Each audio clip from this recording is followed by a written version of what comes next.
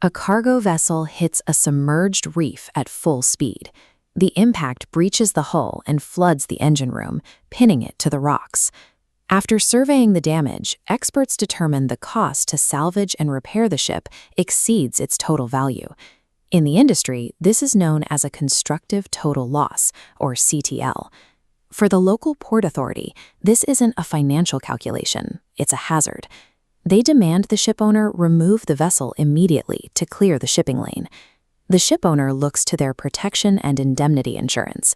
This P&I cover is designed specifically to handle third-party liabilities, including the massive expense of removing a wreck.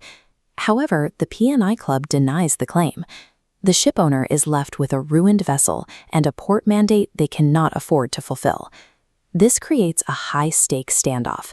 The owner is physically tethered to a ruined ship, legally bound by the port's demands, and financially blocked by their own insurer.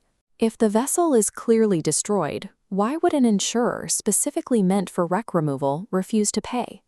The answer lies in a strict maritime distinction. Physical destruction is not the same thing as a legal wreck. This split illustrates maritime insurance. Hull and machinery covers the physical ship. P&I covers external liabilities, like wreck removal. To finalize a loss, the owner submits a notice of abandonment to H&M. But here, H&M rejects it, refusing the total loss.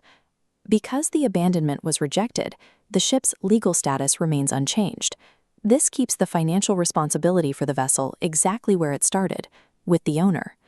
In maritime law, a constructive total loss is not automatically a wreck.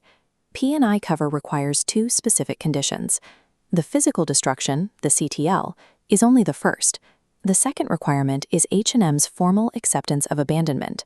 Without it, P&I coverage cannot trigger. As long as the hull insurer declines the total loss, the P&I Club treats the ship as an active vessel. Legally, a vessel that is not an accepted total loss cannot be a wreck for P&I purposes. The shipowner is stuck. They cannot access wreck removal funds until the H&M underwriters agree that the ship is, in fact, a total loss. To resolve the crisis, the shipowner must stop fighting the port and the P&I Club and focus entirely on the H&M underwriters. They need to prove the vessel is a total loss and force the acceptance of the abandonment. Once the evidence is undeniable, the H&M underwriters finally accept the abandonment, agreeing that the ship is no longer a viable asset. This acceptance is the turning point. The moment the loss is recognized, the vessel's legal status shifts, and it officially becomes a wreck. Now the dominoes fall in order. The casualty leads to the CTL. H&M accepts the loss. The ship becomes a wreck, and the P&I Club finally steps in to pay for the removal. This standoff reminds us that in maritime insurance, the physical reality of a disaster is only half the story. The recovery only begins when the legal status catches up to the physical facts.